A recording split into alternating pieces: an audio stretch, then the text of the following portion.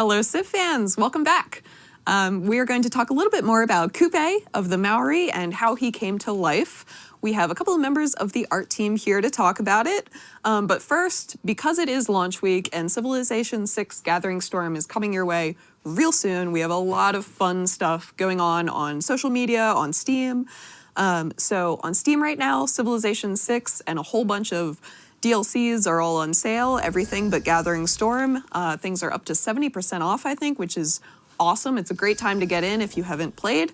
Also, it's play for free right now. I think this ends tomorrow at 10 a.m. Pacific time. So if you hop on Steam, you've maybe never tried Civilization 6 before, you got nothing to lose, it's free. And on our social media, we have a Intel CPU giveaway. So head on over to our Twitter page for Civilization and see what it's all about. All right, so now I want to introduce, we have Grant Cheng, animator, and Kat Berkeley, concept artist. And thank you guys so much for being here and joining us today. Thank you, Sarah. Yeah, thank you, Sarah. Yeah, we don't often get artists on the stream, so I'm really glad you guys could come and do this and talk about it, because it really is a big, important part of the game that brings everything to life. Oh, yeah. So I guess just give us a little introduction, and how long have you been here? What have you worked on? Oh, well, I've been here. Yeah, you don't mind if I go first? Oh, yeah, go for it. I've been here for a little over 4 No! Oh, man, all right. All right, so we're going to have a fight right now on the stream live. So, yeah, I've been at Firaxis for a little over 4 years, and I started out working on Beyond Earth, Rising Tide, and hopped on to Civ 6 after that, and been working on the expansions for that ever since. Nice. Similarly, I've been here for about as long as Grant, and I think I checked it recently. It's exactly 4 years, 11 months, so almost 5 years. Almost 5 years. Awesome. So what was your first game that you worked on when you were here? Beyond Earth. Okay, cool. Yes. Oh, both of you? Yeah. Okay, great. So, was it weird going from, like, sci-fi kind of stuff to a more historical thing? Did you like that? Was it challenging? I'm a huge history nerd, okay. so I was very excited. I was excited for both projects, really, but I'm pretty much up to do either history or sci-fi. They're both fun for me. Yeah, I mean, I loved working on sci-fi. You know, this first time Yeah. I got to work on creatures and stuff. That was like a lot of nice. fun. And but yeah, doing the history stuff is awesome too. I'm learning something every day. Yeah, cool. Awesome. Yeah, Civilization does a lot of teaching. I've noticed as, you know, I'm watching movies or whatever, I'll see like a landmark in the background. I think recently I saw Uluru in one of the movies that I was watching. I don't remember what it was. And I was like, oh, I know that from Civ. This wasn't a thing I knew existed before. I was very nearly an art history minor in college, and cool. People kept telling me, this will be useless. This will be useless, Kat.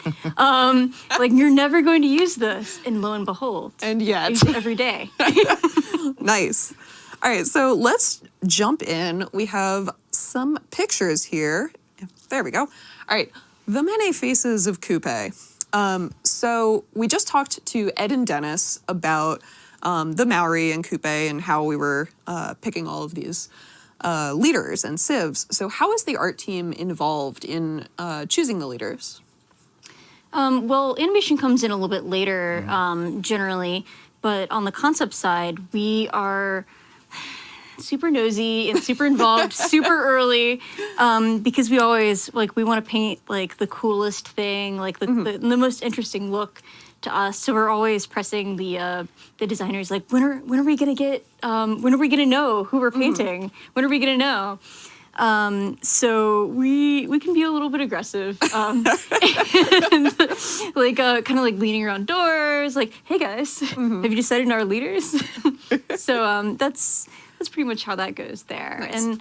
And in terms of practicality, though, we always want to push the visual look.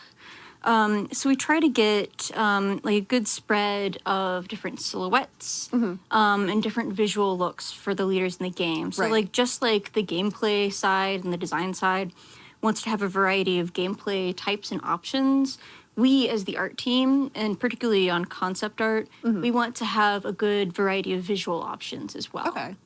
Okay. Yeah, I remember you said something when we were rehearsing the other day about how when you're in the art meeting and you look around the room, you're like, okay, I want this leader lineup to be at least as visually diverse as the people in this room. Yeah. So you're a little on the shorter side. You know, Oh, we've yeah. got one of our technical animators is very tall. Yeah. And it brings life to the world, I think, to have that kind of variety. Yeah, I want to get a lot of good shapes in there, and that was always visually exciting to work on. Yeah, for sure. And exciting for our animation team, too. Oh yeah, I mean we can't. I mean you can't wait. Like we really can't wait until like we hear like, who the leaders are, and then just to see what they look like, and then just to see what your concepts look like and how we're gonna move them. It's so exciting Nice. when it finally gets to us. Yeah. All right, so do you guys, when you're talking to the designers, do you have any specific concerns that you're bringing to the table with, the way that these guys are being drawn? Do you have concerns about like how they can be animated, and what's that give there? I mean, I like definitely. the side eye that just happened between you two. So basically, yeah. So Coupe is a great example because concept team, we're always pushing for the most extreme silhouette we can get, or like the coolest looking clothes, and sometimes that's a conflict with what animation wants and needs. So, for example, Coupe, we had a first rounds of sketches where we just had like more wild feather cloaks on him. They were like really long. And then animation, they wanted it to be really expressive, to be able to do these really wild, bold gestures. And both of those are conflicting needs visually. Yeah. So we had a lot of discussions and back and forth about where we wanted to arrive there, because if we let concept steer everything, then we're looking for like the prettiest flat image on the page, and then animation is looking to make it move. So. Yeah, we also don't want to kill our technical animators also, because Oh yeah. there's like a time and place for certain things, and we definitely all want it to look as great as it can, as Yeah. dynamic as it can, but also we don't want to like just be too expensive any one character, Right. Yeah, like for Coupe's feather cloak, like concept, we're like, put all the feathers in it, everywhere, just a ton of feathers. And then our technical animators are like, well, we got to make sure the material doesn't stretch, and then it looks good when it's actually moving. And I think for concept 2, we had all those little tassels on Coupe's robes, and we're like, we want them all to dangle like individually. And they do. And then for like the grass, Yep. and technical animator is just like. So when you were designing Coupe from the concept point of view, this is a semi-mythical being. We don't have photographs of him. So how did you even start like designing like what his face would be like and what his body would be like? Well, we are kind of deep in the research pit very frequently for the first week or more on the concept side. We do a lot of reading and a lot of looking at visual material, and just visual research as well as written research. Feels like we're going into a little bit of a library black hole for a little while. And then we begin to look at things like carvings, motifs, as well as modern human beings' faces and all the like. And it's really about creating a compelling visage that serves the mood that we want to put forth. For instance, with Coupe, we really wanted to get the feeling that he's the kind of person that you would feel confident jumping on a boat and like following him across the ocean, like no questions asked. Like I wanted to really project confidence with this guy. Nice. Yeah. Oh yeah, and for animation, I looked at a lot of documentaries, and there's plenty of videos on YouTube and all of them, whatever media out there, about the Maori. And since he is kind of a mythical character, like he's like this ideal embodiment, of the Maori people. And so there's this one documentary in that show, like when you welcome someone onto your community in the Maori culture, like you have to, they're always on guard, they're always, watching you, and they bring a warrior out to greet you. And depending on when they give you like an offering, depending on how the visitor accepts the gift, can either be like an act of aggression or friendliness, and they're always watching, and so you always have to be on guard. And it's a very I don't know. It's fascinating. Nice. Yeah. Awesome.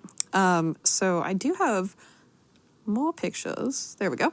Okay, so this is Coupe in most of his 3D glory. We're missing the Tomoko, but we'll talk about that next. So how much information comes down from design for both of you guys, actually, when you're creating him? Like, will they say, hey, he's going to be more militaristic, and that kind of is something that you guys are thinking about, or do you kind of just go ham? It really depends on each leader individually in the process. Some we get more information than others. Some we get more specific instructions than others. Yeah.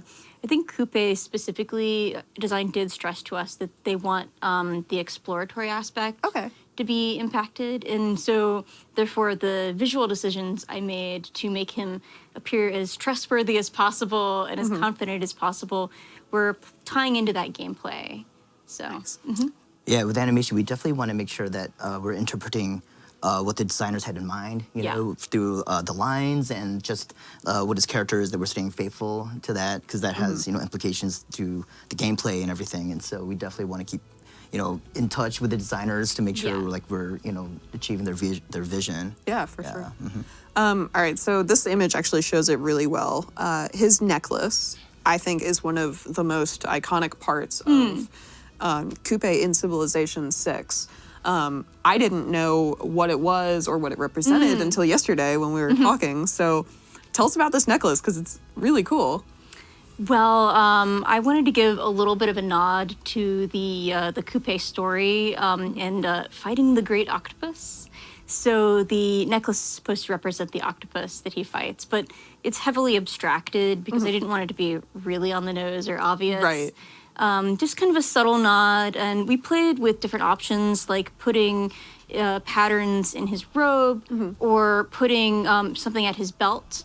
But honestly, that goes into like the structure of our game consideration is that most players, when they're looking at Civ leaders, are looking like chest up. Yeah. And if we put really important design elements like down lower, then it's likely that the camera's going to cut them off.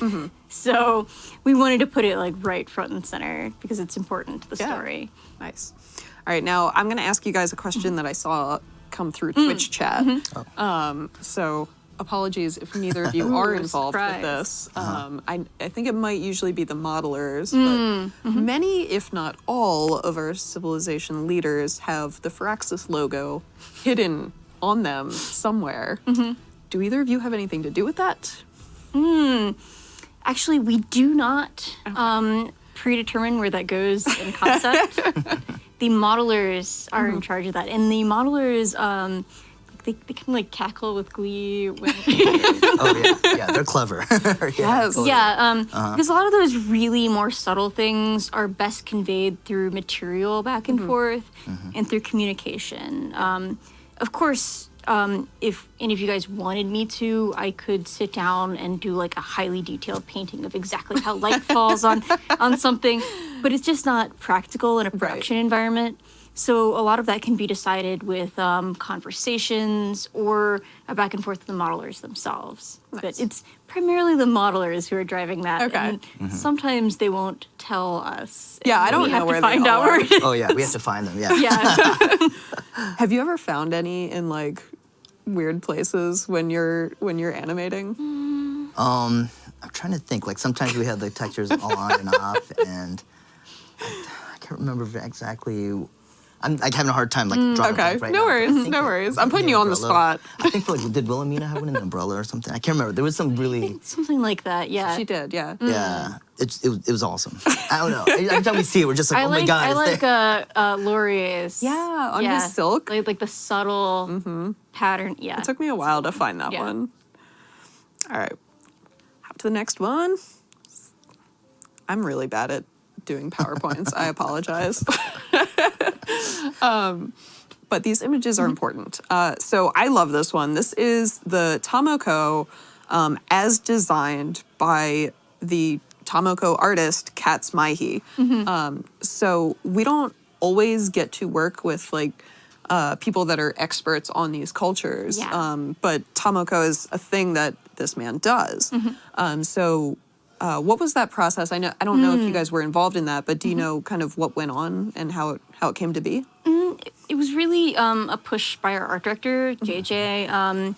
Although we really like wanted to get it right ourselves, we just don't have the expertise, and we didn't want to attempt something that required that expertise when we ourselves do not have it. Right. So JJ really said, like, we're either going to do it right or we're not going to do it at all. So props to his awesome leadership there. Fortunately, like, we're part of a larger team ecosystem, so another part of our team was able to arrange that for us. And to get in contact with him and everything. And when he said yes, like we saw like the email and we're like, oh my God, we're so excited. It was so cool. But although we didn't get to talk to him personally, we were extremely invested in the process, and we were just really excited to see any of the images come through. Yeah. And, oh God, it was so cool. Yeah. Yeah, it's really cool to be a part of the Civilization team and just kind of bringing these cultures to life, many of which I'm personally unfamiliar with until they come around. And that kind of like authenticity that we strive for is just very cool to me. Because these aren't always, like, the Tomoko and the Maori story isn't my story to tell. I'm not a Maori warrior or sailor from many years ago. Yeah. So having someone come in and be a part of that can actually bring that culture to the forefront, I think it's cool to be a part of that. Yeah, we do our research, and I remember I started animating him even before he had that, on his face, and when it came through and he put it on, and I was like, oh man, this is amazing. Yeah. Like how much it really affects the animation. Yeah, we were really his character. hoping it would come through, but we didn't know. And we, oh gosh, we were just so excited when it actually did. Yeah, when we actually got to work with him. Yeah. All right, so next I'm gonna pull up a video that I know you're very proud to share with the world. Yeah.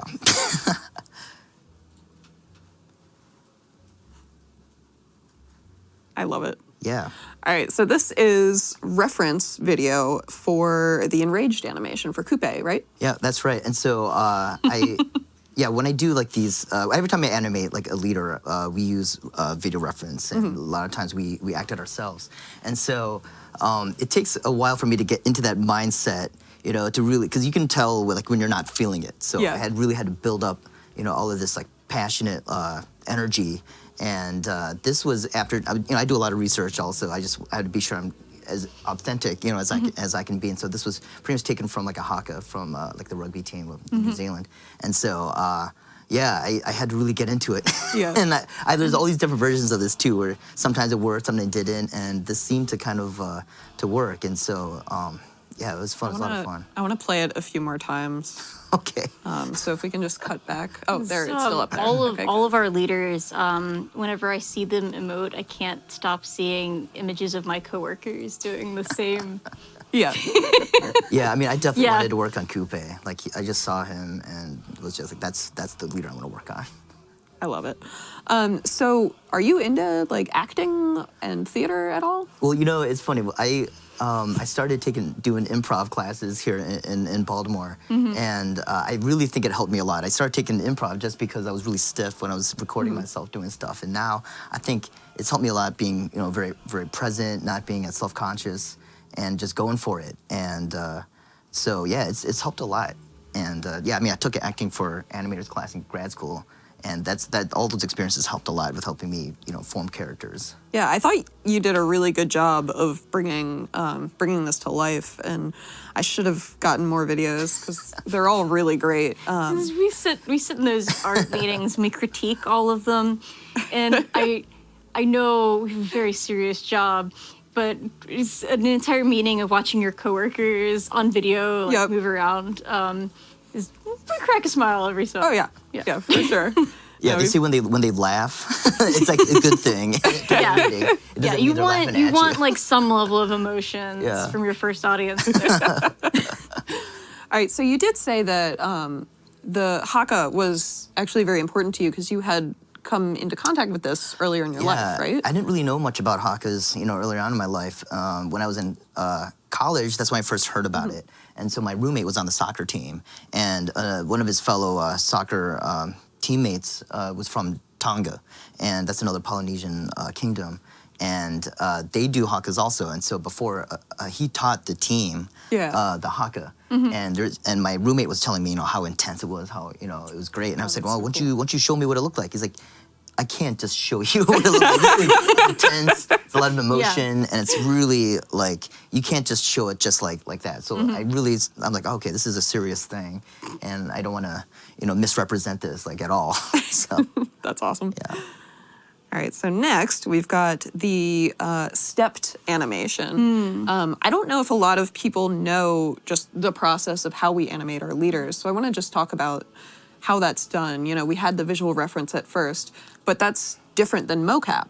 Yeah, exactly. Like we shoot like so much video reference of ourselves until we get exactly what we want, and then we start posing them out in sequence like this. And so we do it this way. I think a lot of animation studios that they work this way. Like this has actually changed the process, the way that I animate, because I used to do a lot of mocap before, and now I'm doing a lot of keyframing here. Which is awesome. It's like every animator's dream is to like do like really emotive, keyframing animations from by hand. It's so cool. And so in this case, so we started out doing just the still poses in sequence, and then we really analyze them to make before we move further, before we start polishing it more. And even from a concept standpoint, when we're designing these leaders, we're designing them to be larger than life, a little bit exaggerated, a little bit stylized. So a stylized human, you can stretch a little bit further than a normal human and it won't look weird. And often our art style, we are deliberately working to support more expressive animation. So that's some of the thinking we're going into from a concept standpoint too.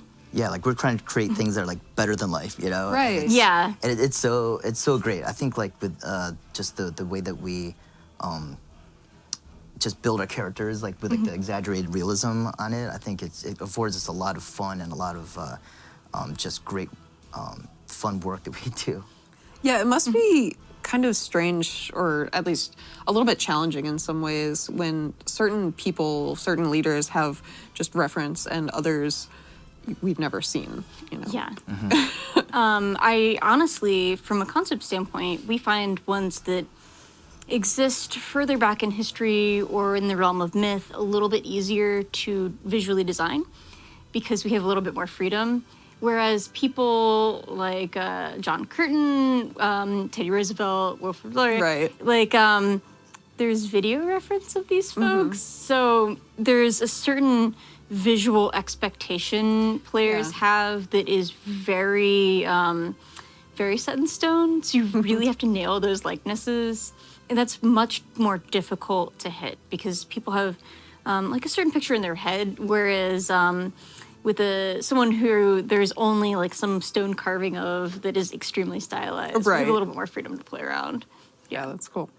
Does that ever like affect how you're animating things? Yeah, Are there mannerisms you can find? Yeah, totally. I mean, if there's video of like of the leaders from real life, it helps a lot, And then we can just take it, we can exaggerate, and we'll notice little things, and we'll bring it, put much more focus, on certain things, and we look for gestures that kind of personify them. But if we don't, like with the case of Coupe, he's almost like a mythical character, and so like we went pretty big, and and then so we were creative with it, but we also try to stay true to like just the way people would act in like the Maori culture. Yeah. So who's your favorite leader to animate? By name or what kind or? I mean, Either. I mean, Coupe was fantastic. I mean, I just had so much fun, and partly because he was so expressive. I think a lot of our leaders tend to be a little stoic, a little serious, and They are leaders. They are leaders, and they got the position, for not being, I don't know. I like wildly hysterical, Eleanor is like turning around animation. Yeah. Yeah, I mean, there's something great in like all the different leaders. Well, and like Eleanor, like we don't usually show like the back of a leader too. Right. Yeah. That's so like because the animators had her turn around, like we really had to highly consider like what the designs on the back of her are. So the animation dictates the design. Yeah. And the, it's really back and forth. So did you have to do extra concept work for Eleanor? Yeah. Oh, okay. Oh, yeah. Because that's- she's got the 2 different versions. Yeah. Too. Yeah. All right, I'm gonna pop this ahead to the final coupe. This is how he shows in the game. And he looks amazing. He looks so cool. It was fun. I mean, He's so happy. yeah, I did animate this, but like, you have your, like, the whole animation team was here, doing critiques and like helping each other out, and it's definitely a result of like, a whole team of people. Oh, but yeah. really, I had a lot of fun just working on this character, because even his body type was different from like a lot of our other characters. Oh, it's just like really fun to be a little bit more individualized with folks. Like we don't often in video game dev have the opportunity to customize sculpts so much. Oh, yeah, that's or to true. go as wide with a range of types. And so like a lot of game systems, they have to fit armor on like the same body over and over. And so with Civ, where we get to do each leader individually, it's wonderful to be able to have more freedom to just go wild. It's really cool. And it's really cool for me when the animators are referencing those different wardrobes and they're walking around the office with weird props. Oh, yeah. Oh, yeah. Yeah. Yeah, we I got think lots of that's props. great. I think we have like a foam mace and like a bunch of like fake swords. Oh, yeah. Yeah. Yeah, I mean, we had a coworker that made a crown out of cardboard and Yeah. like all kinds of stuff. We had dangling things from it, Well, yeah, you need to like know where everything's gonna be. Oh, yeah. It really helps like your performance too. Yeah, definitely. Awesome. Well, thank you guys so much for coming and talking about Coupe. I hope everyone out there enjoyed hearing about it. We've had a lot of fun talking about it. You guys are so passionate, and it really shows in the game. Like, all of these leaders are beautiful. So thank you so much to you guys and the rest of the art team for, bringing yourselves to the table. And Happy to be here. Yeah, absolutely. Yeah. cool. So we'll be back in just a few minutes. We're going to switch out and come to our next group. Next, we're talking to Jeff Knorr and Roland Rizzo, 2 of our composers for Civilization 6. Civilization 6 Gathering Storm is coming your way in just a few short hours tonight at midnight. So thank you guys so much, and stay tuned.